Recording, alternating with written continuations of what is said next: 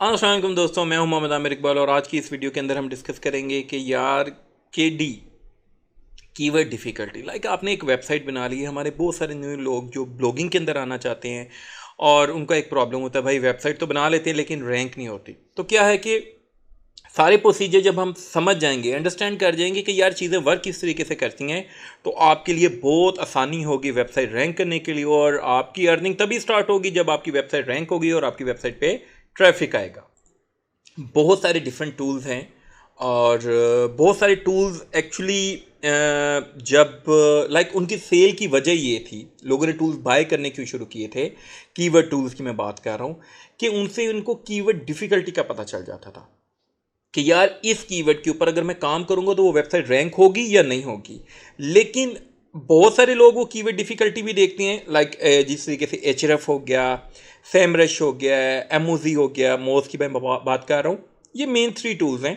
अगर हम इन तीनों टूल्स को देखें, अगर इन तीनों टूल्स के अंदर हम एक कीवर्ड यूज़ करें तो तीनों का रिजल्ट चेंज आता है, क्योंकि हर एक का अपना एक सिस्टम है, उसके मुताबिक वो आपको कीवर्ड डिफ़िकल्टी दिखाता है। लास्ट मैंने एक वीडियो डाली थी जिसके अंदर मैंने आपको एक प्रोसीजर बताया था कि किस तरीके से आप कीवर्ड डिफ़िकल्टी को मैं देख रहा हूँ। उसमें सिर्फ एक पार्ट बताया था मैंने कि एक चीज़ अगर ये देखें, बहुत सारी चीज़ें बीच में हमें देखनी पड़ती हैं। और समटाइम ऐसा भी होता है, अभी मैं एक कीवर्ड के ऊपर काम कर रहा था और लोकल एसईओ का वो कीवर्ड था। उस कीवर्ड के ऊपर कोई ज़ीरो कंपटीशन था, सारे टूल्स में ज़ीरो कंपटीशन था, मेरे अपने उसमें भी ज़ीरो कंपटीशन था। जिस तरीके से मैं अब आपको बताऊंगा, लेकिन स्टिल वो रैंक नहीं हो रहा था, इवन के वो कहीं भी नहीं आ रहा था उसका कीवर्ड। तो और सारी बहुत सारी भी प्रॉब्लम भी हो सकती हैं। ऐसा नहीं है कि भाई आपने कीवर्ड डिफिकल्टी देख लिया, आपने कहा भाई इसकी कीवर्ड डिफिकल्टी ज़ीरो है या है नहीं तो मैं इस कीवर्ड को रैंक कर लूंगा। नहीं भाई, बहुत सारी चीज़ें मैटर करती हैं और आपने सारी चीज़ों को देखना है। लेकिन आज हम स्पेसिफिक सिर्फ कीवर्ड डिफिकल्टी के ऊपर बात करेंगे, जिसको हम केडी के नाम से भी जानते हैं। कीवर्ड डिफिकल्टी हम उसको कह सकते हैं, ठीक है। और शॉर्ट टर्म में हम केडी कहते हैं। अच्छा, इसके अंदर मैं कोई भी टूल यूज़ नहीं करूंगा, मैं जस्ट आपको ओवरऑल आइडिया दूंगा कि यार कीवर्ड डिफिकल्टी मैं किस तरीके से देखता हूँ, मैं किस तरीके से कौन कौन से पॉइंट अपने माइंड में रख के मैं वो करता हूँ। मेरे पास ज़्यादा पॉइंट नहीं है, बहुत सिंपल सिंपल मेथड है। अगर आपने इस तरीके से कीवर्ड डिफिकल्टी को देखना शुरू कर दिया, जो जो चीज़ें मैं बता रहा हूँ, तो इंशाल्लाह आपको किसी टूल की ज़रूरत ही नहीं पड़ेगी। मैं इसका साथ मेरे पास हम एचआरएफ को फ्री यूज़ कर सकते हैं, तो उसके अंदर भी हम देख लेंगे कि क्या उसके अंदर क्या आ रहा है। अच्छा, पहली चीज़ जो देखनी है, आपने जब भी आपके पास कोई भी कीवर्ड आया है या आपने उसको रैंक करना है या आपको वो कीवर्ड मिला है, तो आपने ये देखना है कि उसके ऊपर कितनी वेबसाइट रैंक है उस कीवर्ड के ऊपर और कितनी वेबसाइट रैंकिंग की ट्राई कर रही हैं। अच्छा, अब ये कैसे पता चलेगा? ये सिंपल हमें गूगल से पता चल जाएगा। अच्छा, पहला फॉर एग्जांपल मैंने एक कीवर्ड सर्च किया है, coconut oil for hot spots on dogs. ये एक मेरा कीवर्ड है। अच्छा, पहली बात तो आपने ये देखना है कि यार कितनी साइट्स इसको टारगेट कर रही हैं। कैसे पता चलेगा? देखें, जब भी कोई साइट किसी कीवर्ड को टारगेट करती है तो वो अपने टाइटल के अंदर वो यूज़ करती है, वो अपने मेटा डिस्क्रिप्शन के अंदर यूज़ करती है, सम टाइम वो अपनी डोमेन नेम के अंदर यूज़ करती है या अपने स्लग के अंदर यूज़ करती है। स्लग क्या है? स्लग यहाँ ये चीज़ है, डोमेन नेम ये है, स्लग ये है, टाइटल आपका ये आ गया है। अच्छा, मेटा डिस्क्रिप्शन आपकी ये आ गई है, ठीक है।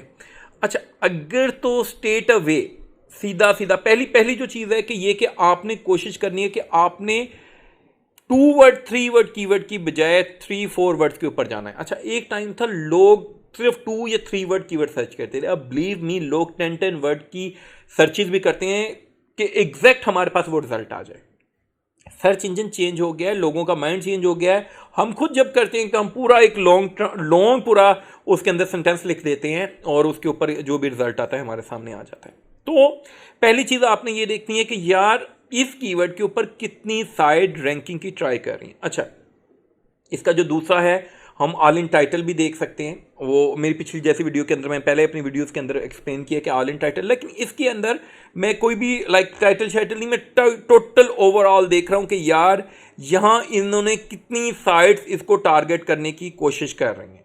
अच्छा, अब पहली चीज़ ये होगी। दूसरी जो चीज़ ये हमने देखनी है कि यार जो साइट इस कीवर्ड्स के ऊपर रैंक है, सेकंड इंपॉर्टेंट चीज़, उनकी अथॉरिटी क्या है, वो कितनी ओल्ड है, उनका एज कितनी है, ये बहुत मैटर करता है।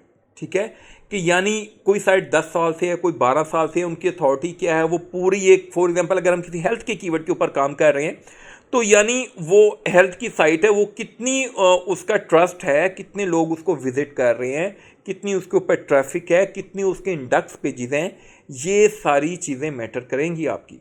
खाली ऐसा नहीं है कि आपने एक कीवर्ड फाइंड कर लिया, अगर आपको उसके ऊपर कोई आपको कहते हैं कि जी सिर्फ एक हेल्थ का रिजल्ट है या दो आपको आ गया, उधर किसी टूल ने उसकी जो है केडी दिखा दी है, आपको ज़ीरो दिखा दी है, और उसके ऊपर अगर टॉप के ऊपर हेल्थ की साइट है और वो अगर हेल्थ से रिलेटेड कीवर्ड है, तो नहीं, वो चीज़ें सारी फेल हो जाएंगी। उसके अंदर और फैक्टर्स आ जाएंगे। देखिए, रैंकिंग के अंदर खाली एक फैक्टर नहीं है, रैंकिंग के अंदर बहुत सारे फैक्टर्स बीच में मौजूद होते हैं। आपने सब फैक्टर्स को अपने माइंड में रखना है।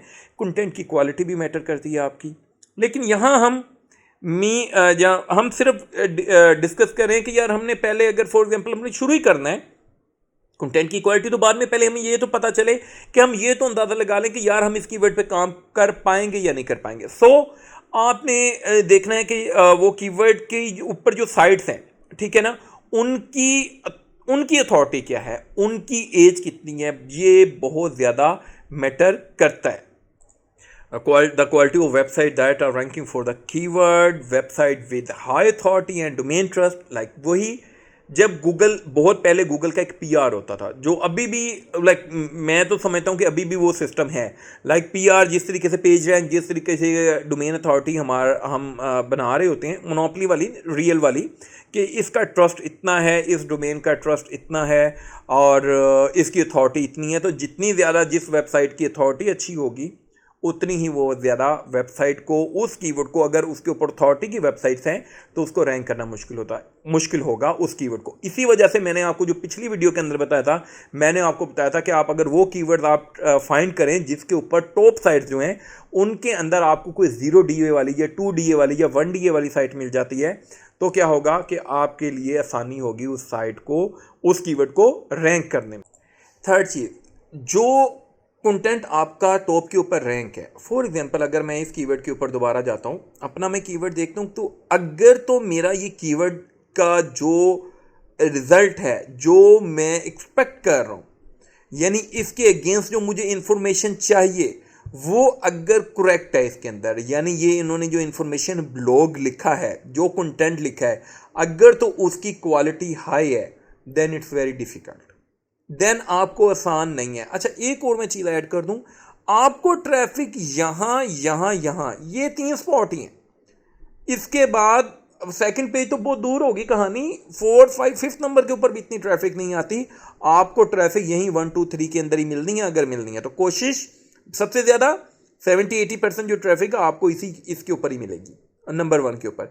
तो आपने अगर इसको आउट करना है, अपनी वेबसाइट को आपने यहाँ लेके आना है, तो भाई आपको ये देखना है कि जो क्वालिटी उस कीवर्ड के अगेंस्ट जो वेबसाइट टॉप के ऊपर रैंक है, क्या उसकी जो इन्फॉर्मेशन है वो गुड है, क्या उसकी इन्फॉर्मेशन का कंटेंट जो उसकी क्वालिटी है वो कितनी हाई है। तो देन जब भी आपने कंटेंट लिखना है तो आपने उस कंटेंट को अपने माइंड में रखना है कि यार उसकी क्वालिटी ये है, मुझे उससे बेटर लिखना है। थर्ड, मैं एक और बड़ी कंसीडर करता हूँ जो चीज़ है इंटेंट को। लाइक अगर एक कीवर्ड है आपका बाय शूज़ ऑनलाइन और दूसरा आपका यह है हाउ टू टाई शूज़, तो आपके लिए हाउ टू टाई शूज़ आसान होगा रैंक करना as compare to buy shoes online. So जब भी आपने अपना कीवर्ड चूज़ करना है तो आपने उसकी इंटेंट देखनी है और आपने देखना है कि गूगल उसके अगेंस्ट कौन से कीवर्ड को रैंक, और कौन सी वेबसाइट, किस टाइप की वेबसाइट को रैंक कर रहा है। क्या उसके अगेंस्ट वो ई कॉमर्स की वेबसाइट को रैंक कर रहा है, क्या इसके अगेंस्ट वो इमेजेस को रैंक कर रहा है, वो वीडियो को रैंक कर रहा है, या वो है इंफॉर्मेशनल ब्लॉग को रैंक कर रहा है। तो ये चीज़ आपने अपने माइंड में रखनी है। मेरे लिए ये 4 पॉइंट काफ़ी है, ठीक है ना। ये 4 पॉइंट से मैं अंदाज़ा लगा सकता हूँ कि भाई ये कीवर्ड को रैंक करना आसान है या मुश्किल है। मैं किसी टूल को चेक करने की ज़रूरत नहीं है। लेकिन अगर आप इसके अलावा थोड़े से और पॉइंट अगर मैं आपके साथ शेयर करना चाहूँ तो वो ये होंगे। उसके बाद अगर मैं कहूँ तो अगर बाद में अगर बहुत सारे लोग ये चीज़ देखते हैं कि backlink to the ranking website, और ये बहुत सी जगह अब तो ओपन हो गया है। पहले कहते थे कि बैकलिंक बनाना जुर्म है, ये है वो है फलाना ढिमकाना, ऐसा नहीं है। कंसीडर किए जाते हैं, बैकलिंक कंसीडर किए जाते हैं, लेकिन हर बंदे की अपनी अप्रोच है। मैं कहता हूं कि आप कीवर्ड ही वो फाइंड करें जिसके ऊपर जो टॉप साइट रैंक है उसको बैकलिंक के बगैर वो वेबसाइट रैंक है। अगर वो वेबसाइट बैकलिंक के बगैर रैंक है तो आपकी वेबसाइट भी बैकलिंक के बगैर रैंक हो सकती है, कोई उसके अंदर मुश्किल बात नहीं है। तो अगर आपने वो कीवर्ड देखना है तो आप ये देख सकते हैं किसी भी टूल से, फॉर एग्जाम्पल एचरएफ से या सेमरज से या एमओजी से, किसी भी टूल से, कि यार वो जो स्पेसिफिक यूआरएल रैंक है उसके ऊपर कितने बैकलिंक बनाए गए हैं। और लास्ट बाकी बहुत सारे आपको लोगों ने बताए होंगे, मिल जाएंगे, वो भी इंक्लूड कर लें। लेकिन मेरे लिए जो आखिरी और फाइनल है वो है सर्च वॉल्यूम। ये बहुत इंपॉर्टेंट फैक्टर है। जिस कीवर्ड का जितना ज़्यादा सर्च वॉल्यूम होगा वो कीवर्ड उतना ही डिफ़िकल्ट होगा, वो इजी नहीं होगा। मेरी बात एक सिंपल याद रखिएगा, अगर आपको कीवर्ड सर्च आती है ना तो आपसे पहले जिन्होंने टूल्स बनाए हैं उनको आती है, या जिन्होंने टूल्स यूज़ करके आपको सिखाना शुरू किया उनको आती है। ठीक है, तो सर्च वॉल्यूम बहुत मैटर करता है। मैं ये मानता हूँ कि आप एक कीवर्ड, ठीक है, एक कीवर्ड जिसके ऊपर 1000 की ट्रैफिक है, वैसे तो या सर्च वॉल्यूम उसका है, वैसे तो ये एस्टिमेटेड होता है, कोई भी 100% नहीं होता पूरा। वो जब आप नंबर 1 के ऊपर आएंगे आपको अंदाज़ा हो जाएगा। लेकिन अगर आप एक कीवर्ड उठाएं जिसका सर्च वॉल्यूम आपको मिलता है 1000 और उधर आपको 10 कीवर्ड मिलते हैं जिनका सर्च वॉल्यूम है 100, तो मैं आपको रिकमेंड करूंगा गो फॉर द 10। दो चीज़ें, एक तो आपकी इंडेक्सिंग बढ़ेगी, आपकी साइट का ट्रस्ट बढ़ेगा, आपकी साइट की अथॉरिटी बनेगी, आपका टॉपिक अथॉरिटी बनेगी, ठीक है ना, ये सारी चीज़ें आपकी बनेंगी और आपकी वेबसाइट के ऊपर डिफरेंट ट्रैफिक आएगी। ठीक है, कोई उस कीवर्ड से, कोई उससे एक पे आके आपका बाउंस रेट, तो बहुत सारी चीज़ें इसके अंदर मैटर करती हैं। सो गो फॉर द 10 कीवर्ड। ये मैं इन शॉर्ट सी मैंने आपके लिए वीडियो बनाई है कि KD को मैं किस तरीके से देखता हूँ, कीवर्ड डिफ़िकल्टी को मैं किस तरीके से देखता हूँ। अच्छा, मैंने आज एक फेसबुक के ऊपर पोस्ट डाला था जिसके अंदर मैंने कुछ लोगों को कीवर्ड निकाल के दिए हैं। अपने पैटर्न से मैंने एक लॉजिक बनाई है और उसके अंदर से मैं कीवर्ड निकाल रहा हूँ, और इंशाल्लाह अगर उनका रिज़ल्ट आया तो वो भी आपके साथ, मैंने कहा मेरे साथ लाजमी शेयर कीजिएगा। मुझे जो रिज़ल्ट मिला है असल में दिखाने में प्रॉब्लम नहीं है, दिखाने के बाद जो आप लोग प्रॉब्लम क्रिएट करते हैं उसमें बहुत मसला हो जाता है। बट इंशाल्लाह कोई और एक साइड पे साइड बनाता हूँ, एक और, जिसके ऊपर मैं वो पूरी लॉजिक को इम्प्लीमेंट करके आपके साथ शेयर करता हूँ कि यार ये देखें मैंने इस लॉजिक के ऊपर कीवर्ड निकाले हैं, ये सर्च वॉल्यूम था उनका और ये इस तरीके से रैंक हो रहे हैं 24-48 आवर्स में। तो अपना ख्याल रखिएगा, दुआओं में याद रखिएगा। अल्लाह हाफिज़।